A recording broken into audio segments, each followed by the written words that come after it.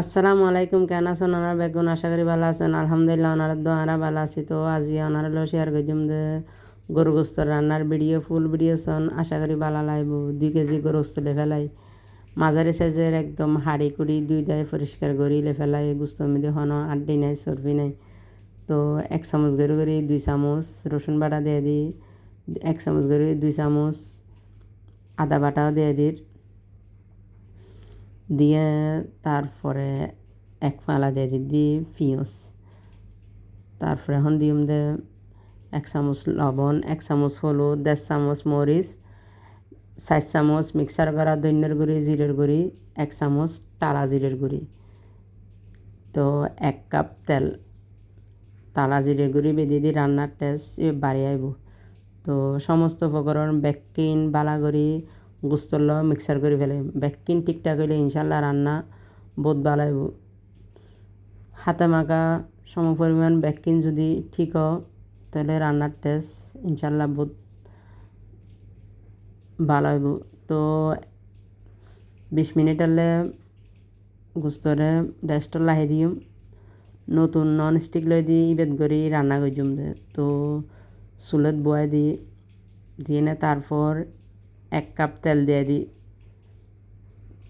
তেল গিন গরম হয়ে আইলে তারপর এখন দিয়ে দিম দে 2 তেজপাতা, 2 দারচিনি, 4 এলাচি, 7 লং, 8 বললি গোলমরিচ।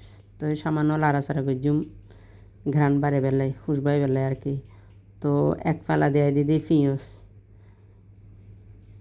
পিঁয়াজ গিন 2 মিনিট লাড়াচাড়া করছুম, পিঁয়াজ গিন নরম হয়ে বেলায়।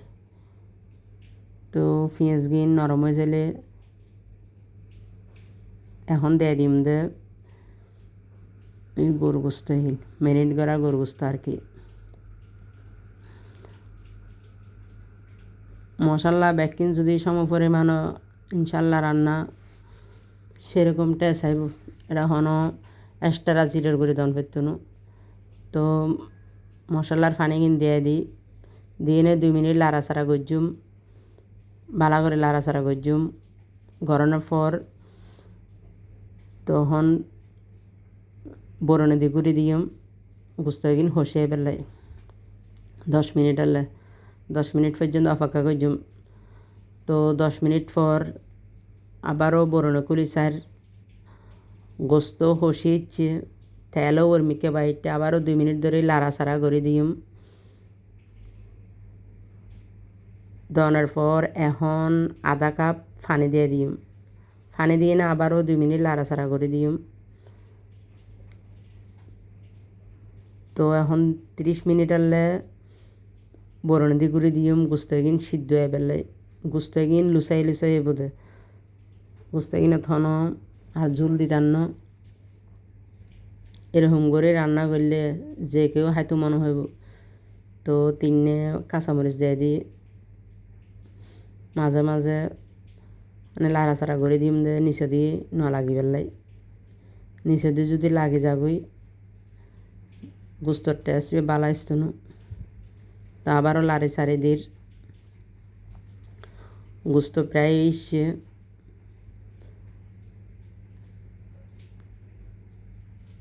গুস্ত কিনে রান্না করছিলাম একদম লুচাই করি না। এরকম রান্না করলে যে কেউ তা হয়তো মনে হইব। তো রসানো দেখো না গুস্ত রান্না প্রায় এসছে।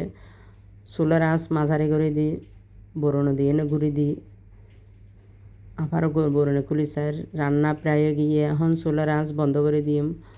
ওকে ফেলাতে এখন পরিবেশন করছুম। ফেলার অলরেডি ফেলান মেদি দেখুন গুস্তর কালার কি সুন্দর হচ্ছে।